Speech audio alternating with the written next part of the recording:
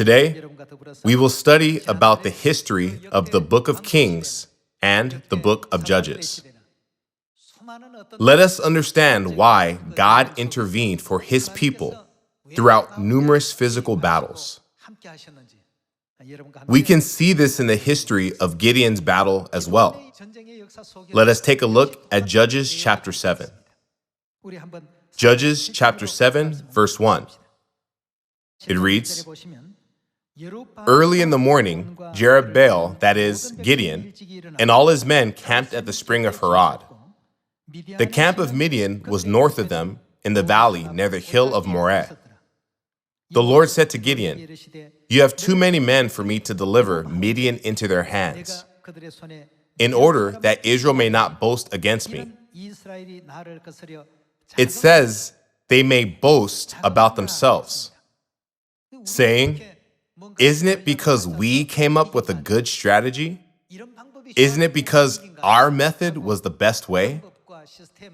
By only thinking of their strategy and method, wouldn't they deny that the only reason they won was because God was with them?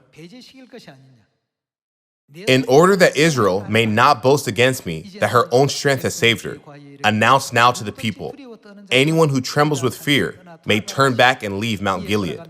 So 22,000 men left, while 10,000 remained. Since it was possible to still boast with 10,000 men, God commanded Gideon to reduce the number to a level where it was impossible to go against the enemy with such few people. It was God's profound will to make them realize who was with them? God was with them.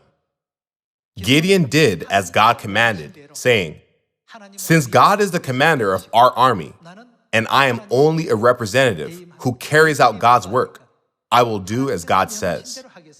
Anyone who trembles with fear may turn back and leave.' He sent 22,000 men away. Again, after observing how they drank water, he sent more away. Gideon said, 'Send all of them away except for 300. In Gideon's perspective, looking at the situation with human eyes, this was impossible. How can we ever win with such few men? He could have regarded the situation as impossible. However, he entered his enemy's base camp with only 300 men and had an absolute faith. The result will always be a victory if God is the commander of our army. Very late at night, around the time when the Madianites changed guards, all the 300 men smashed the jars and raised their torches, shouting, 'For the Lord and for Gideon.' When the enemies, who were sleeping, heard the 300 men shouting and breaking the jars, they were so shocked and perplexed.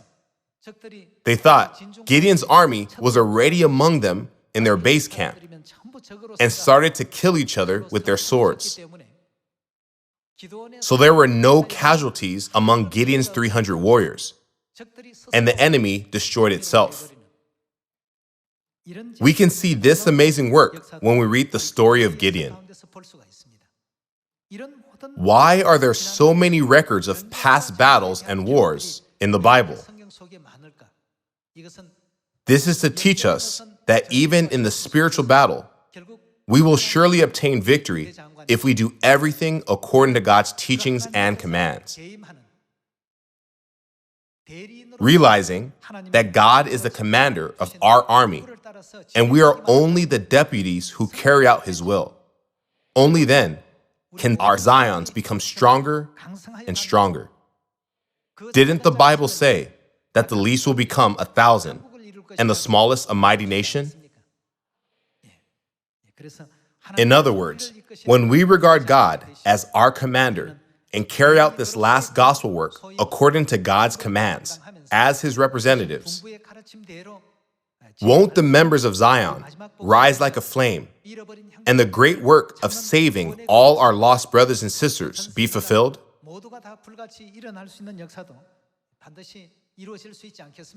Let us have the faith to say, God is the commander of our spiritual army and is always leading us. I request all of you to become Zion family members who will graciously follow the will of father and mother. By this, I would like to conclude the sermon. Thank you very much.